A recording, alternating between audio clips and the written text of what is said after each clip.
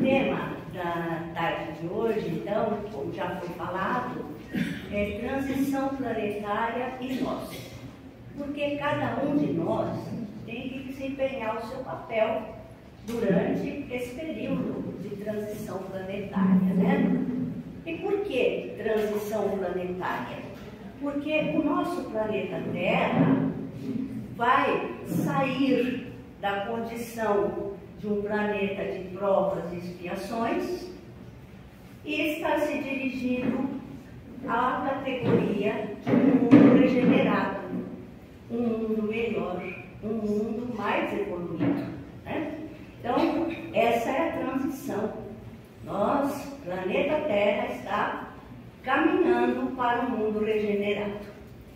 E essa transição já ocorreu há milhares de anos num orbe chamado Capela, que fica a 42 anos-luz daqui de nós. Fica no Cocheiro, na constelação de Cocheiro. E lá no Capela, a sociedade era bastante evoluída, mas tinha uma parcela dos habitantes que não estavam acompanhando a evolução de Capela, principalmente no que diz respeito à evolução moral. Então, o que houve com esses habitantes que não estavam acompanhando a evolução do planeta Capela? Eles foram exilados. Eles vieram para cá, para a Terra, que era ainda um planeta primitivo, há mais ou menos 10.000 anos atrás, quando a Terra estava na era do bronze e do ferro. E eles aqui na Terra formaram 4 principais raças: a raça dos egípcios, a dos hindus, dos hebreus e dos arianos. A raça dos egípcios era a mais evoluída. Eles, naquela época, já tinham sistema de coleta de lixo, de esgoto, de irrigação e construíram aquelas pirâmides maravilhosas, né, que são consideradas uma das 7 maravilhas do mundo antigo. Até hoje se admira a construção daquelas pirâmides. Os egípcios cumpriram a sua missão, cumpriram a sua tarefa, se redimiram e todos eles tiveram oportunidade de retornar ao seu planeta, à sua pátria sideral. Os hindus, a maioria conseguiu também voltar à sua pátria sideral. Entretanto, os hebreus e os arianos não conseguiram. A maioria não conseguiu ainda retornar à sua pátria sideral. E aqui na Terra, tudo teve início no final do primeiro reinado, por volta de 1831, quando o anjo Ismael, que é o anjo tutelar do Brasil, convocou uma reunião no plano espiritual, com essa finalidade de tratar da transição da Terra. E essa transição teve início, mais ou menos, junto com a chegada do Espiritismo, em 1857, quando foi publicado o Livro dos Espíritos. Então, supõe-se, né, porque a gente não pode dar uma data muito exata, né, não podemos definir demais uma data, mas supõe-se que o final dessa transição vai ocorrer em 2057. Então, é por isso que estão acontecendo essas coisas que nós vemos no dia a dia, né? Está havendo uma seleção das almas, está havendo a separação do joio e do trigo. Então, aquelas pessoas que estão se esforçando por se tornar melhores, aquelas pessoas que estão se envolvendo com o bem, né? Essas pessoas continuarão habitando o planeta Terra. Irão de habitar o mundo regenerado. Já aquelas pessoas que insistem em se envolver com o mal, aquelas pessoas que não se interessam em se tornar pessoas melhores, serão exiladas para um planeta inferior, para um planeta primitivo, né? E no livro Plantão de Respostas, Emmanuel, que foi o mentor de Chico Xavier, ele nos explica como ocorrerá essa transformação no planeta. Ele disse que haverá uma busca muito grande pela espiritualização. Haverá superação das dores, a construção de uma nova sociedade. Uma sociedade mais justa, uma sociedade mais fraterna. E também haverá trabalho com Jesus, amor ao próximo com Jesus. E esse é o caminho da verdadeira regeneração das consciências. Em 1999, Divaldo Pereira Franco, numa de suas palestras, ele revelou que, amigos, o ano que vem, em 2025, 200 mil espíritos altamente evoluídos retornarão à Terra para ajudar nessa transição, né? Então, antigos filósofos, antigos cientistas estarão voltando, estarão reencarnando na Terra para impulsionar o progresso da humanidade, para auxiliar nesse processo de transição.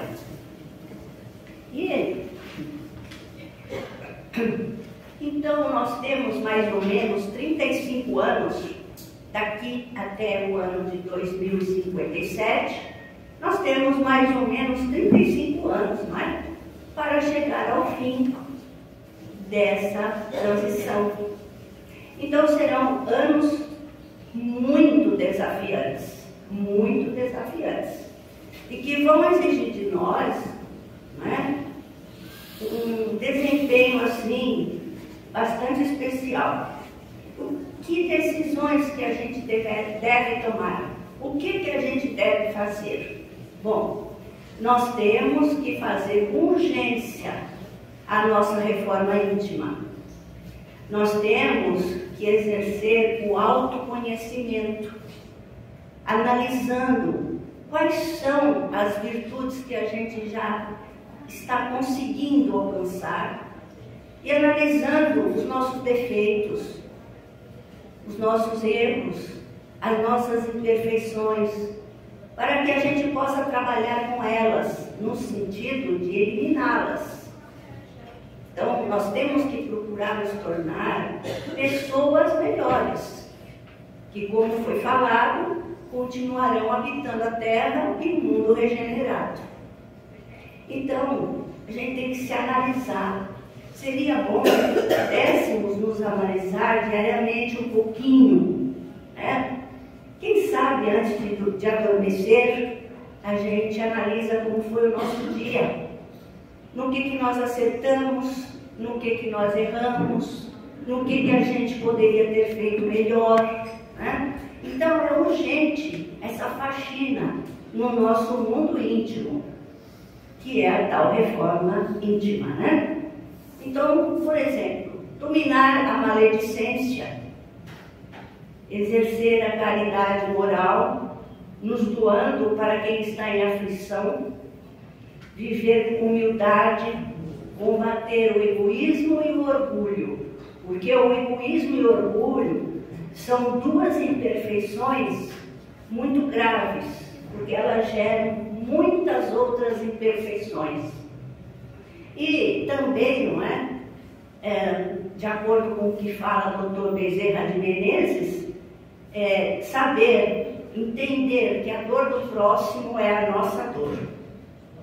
Com relação à parte espiritual, nós temos que nos higienizar através do Evangelho de Jesus. Através dos princípios de amor, nós temos que olhar para o outro com empatia, isto é, nos colocarmos no lugar do outro. Né? Isso é que é empatia, a gente se colocar no lugar do outro. Nós temos também que aceitar o outro no nível de elevação do outro. E precisamos tirar as máscaras psicológicas. E o que seria isso? Eu vou explicar. Aqui dentro da casa espírita, todo mundo é bonzinho, todo mundo é um anjinho, né? Nós temos comportamentos nobres, nós temos atitudes maravilhosas, nós somos equilibrados, não é? Então, dentro da casa espírita, nós agimos assim. Quando nós saímos da porta para fora da casa espírita, nós nos transformamos em outra pessoa. As máscaras caem e a gente se revela de uma outra maneira, né? A gente se revela agressivo, a gente se revela intolerante, a gente se revela, a gente se exalta com o outro, se irrita, a gente briga, a gente xinga, né? Imagine então no trânsito, né? No trânsito é que a coisa piora. Então, o que é o ideal? O que seria então ótimo e que demonstraria que estamos evoluindo? A gente ter o mesmo comportamento, a mesma conduta, tanto dentro da casa espírita como fora, né? Agirmos da mesma maneira, retirarmos essas máscaras psicológicas, né? E Emmanuel também nos orienta a um adocicamento interior, ou seja, a preocupação nossa de não ferir o outro, de não magoar o outro, né? E corrigir as pessoas muitas vezes é necessário, mas com doçura e sutileza, porque o mundo regenerado, ele não admite irritação. Vamos agir com firmeza? Sim, mas com brandura. O plano espiritual está sempre nos amparando.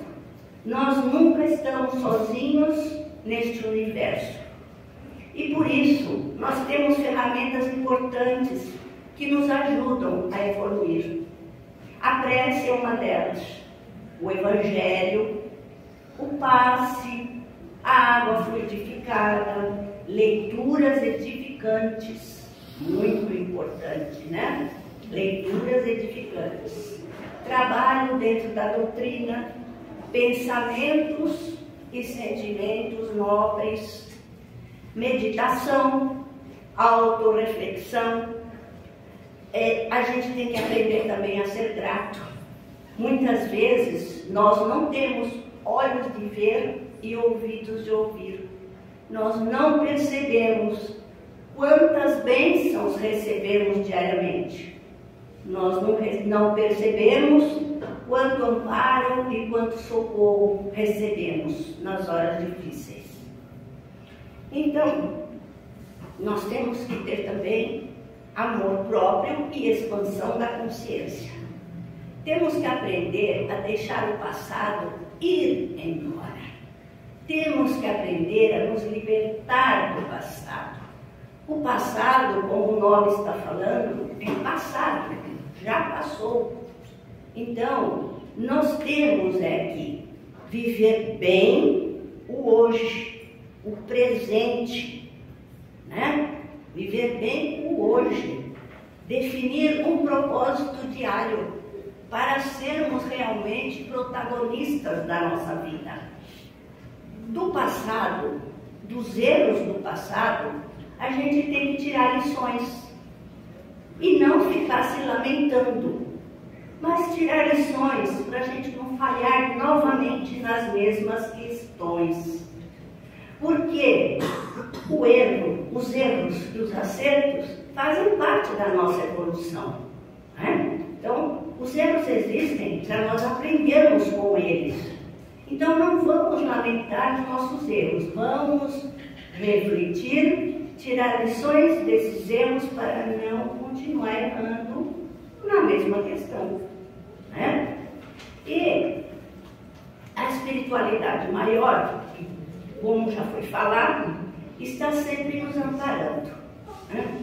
E quantos missionários vieram à Terra para nos auxiliar, para auxiliar a humanidade, né?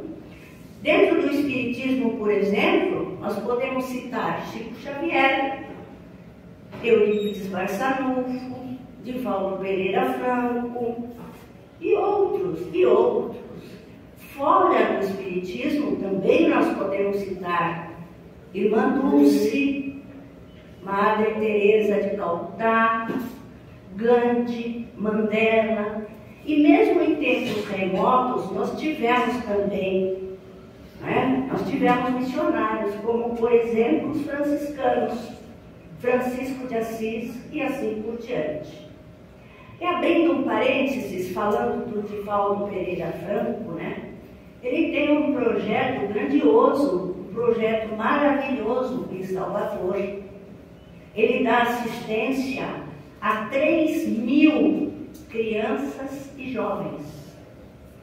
E lá nesse projeto dele trabalham 400 voluntários e 300 funcionários, né?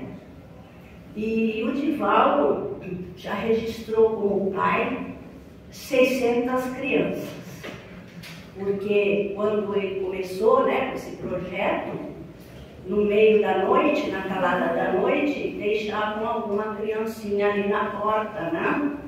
E ele foi adotando. Então, apesar de nunca ter se casado, ele é pai de 600 crianças, né? Então, é um projeto maravilhoso. Isso foi só um parênteses.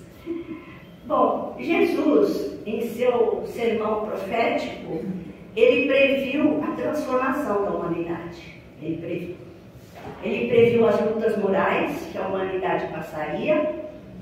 Ele previu religiões divorciadas do amor, ciência sem Deus e tecnologia sem alma.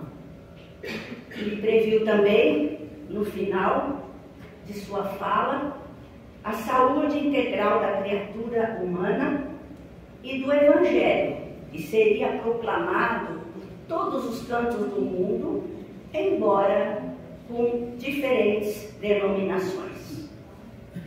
E ainda nesse sermão profético, Jesus fala da terra prometida.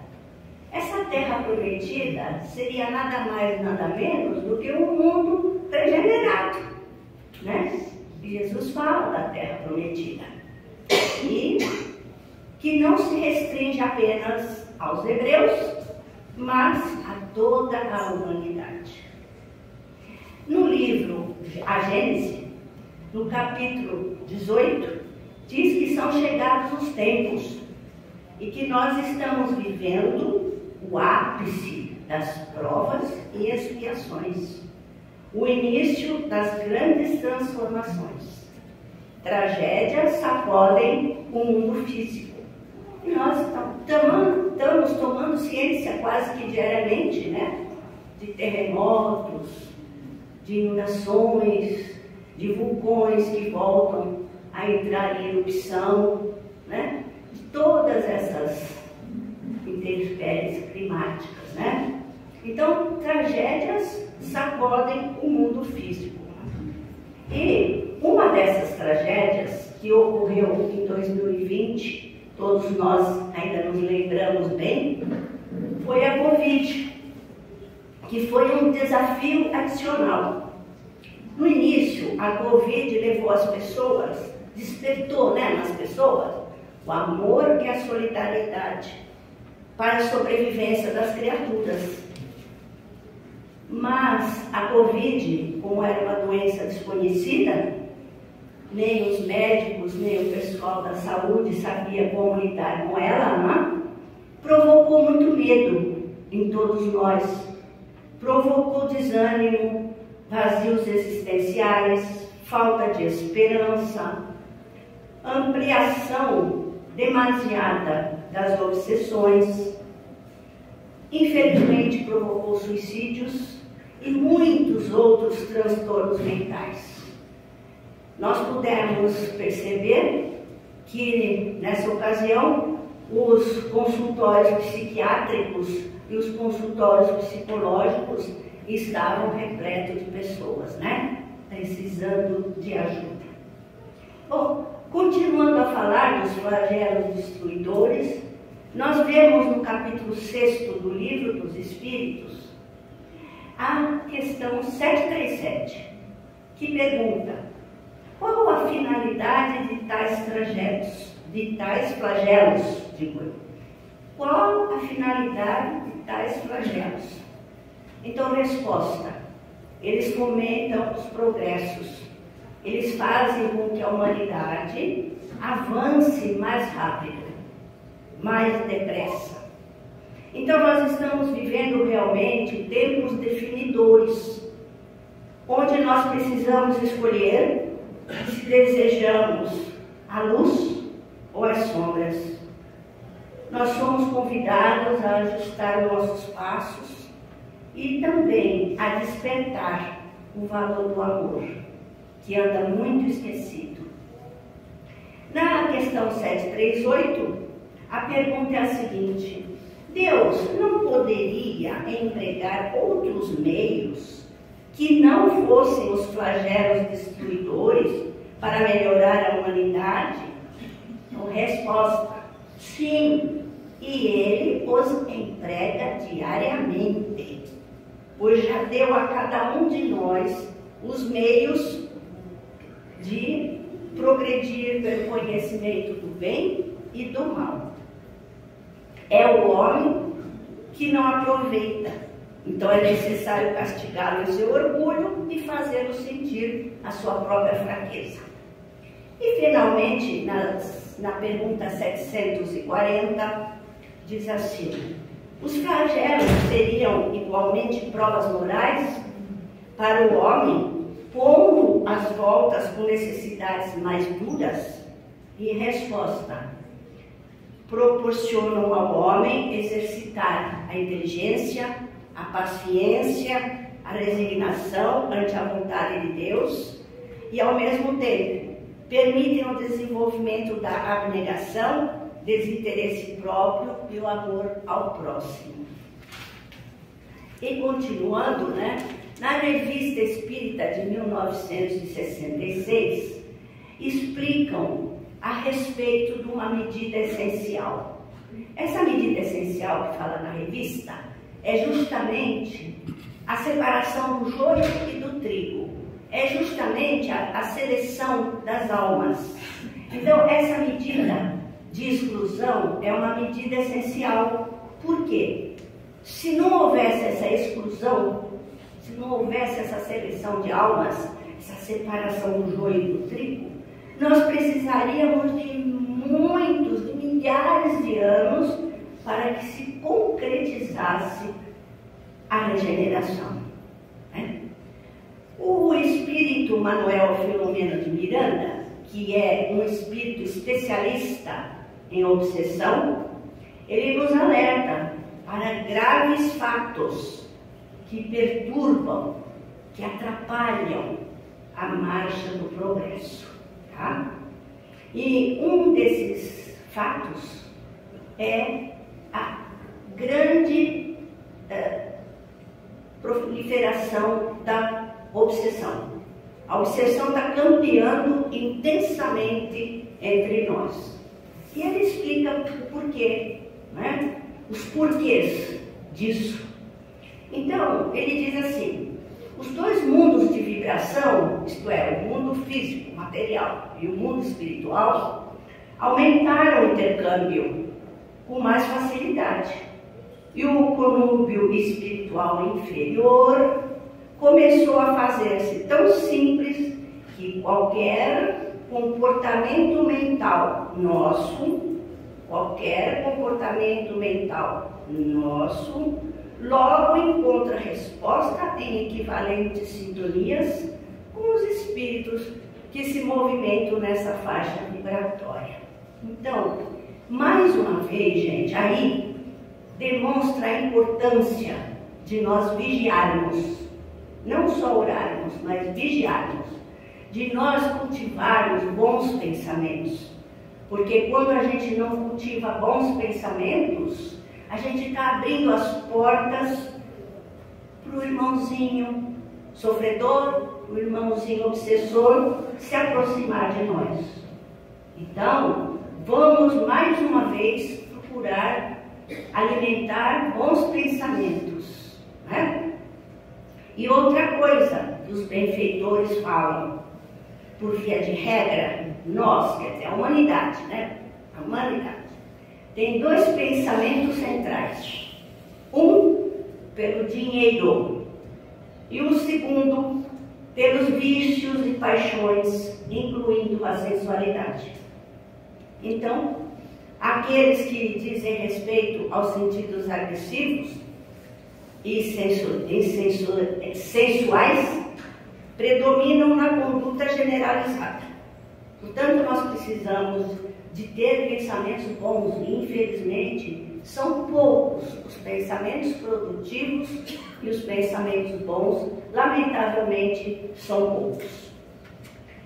E outra coisa que o Espírito Manuel Filomeno de Miranda nos alerta, né? E que está acontecendo muito, muito nos dias atuais, tá?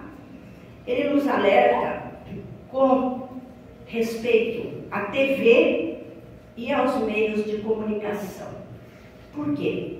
Porque o pessoal das sombras, né, atuam justamente nesses postos chaves. Eles atuam junto aos donos de plataforma, como o Face. Eles atuam junto aos multiplicadores de opinião, né? Nas redes sociais, nas TVs, junto àquelas pessoas que exercem um comando, um cargo de comando, né? O produtor de um show, o produtor de um programa. Por que que o foco são essas pessoas? Por que que os espíritos das sombras escolhem como foco essas pessoas, tá? Porque eles querem ampliar os desmandos de toda ordem, especialmente ao que diz respeito aos gozos, serviços e de fácil acesso. Então, eles se interessam justamente por essas pessoas importantes, né? E como nós estamos, então, já mais avançados do que antigamente, né? Além da televisão, existe toda essa mídia, né? Eles estão, né, assediando, obsediando os multiplicadores de opinião. E, infelizmente, nós estamos nos tornando pessoas superficiais. Nós precisamos aprender a filtrar aquilo que nós assistimos na TV, nas redes sociais, né? Nós precisamos filtrar aquilo que a gente permite que entre na nossa casa, né? Principalmente quando há crianças no nosso meio familiar. Nós precisamos saber escolher melhor, né? Coisas de mais qualidade, programas de mais qualidade, assuntos, né, que têm prioridade. Então, por exemplo, o programa Big Brother, eu pergunto, qual seria o benefício para nós assistir esse programa Big Brother? O que ele traz de bom? Qual a utilidade? O que nos acrescenta assistir o Big Brother, né? Então, a mudança, minha gente, a mudança é urgente. E, conforme Jesus nos falou, nós precisamos tomar uma posição. Sim, sim, não, não. O que está havendo, né, com esses espíritos que querem atrapalhar o progresso da transição evolutiva, né, eles fazem conclaves organizados pelos inimigos do bem, nas furnas, estabelecendo metas de vingança, utilizando da política sórdida, ou que se integram muitos de seus membros reencarnados. Então, eles atuam nas religiões, eles atuam nas artes, eles atuam em todos os setores da nossa vida. Porque o objetivo é esse, é tornar a transição planetária mais complexa, certo? Então, eles querem provocar um caos moral, né? Entretanto, a providência divina está sempre, como já foi falado, nos amparando.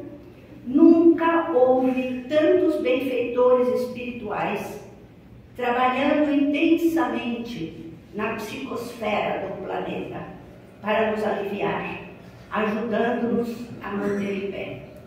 Nunca houve tantos benfeitores espirituais nos hospitais, nas UTIs, nos lares, né, acalmando-nos e tentando nos trazer consolo e esperança.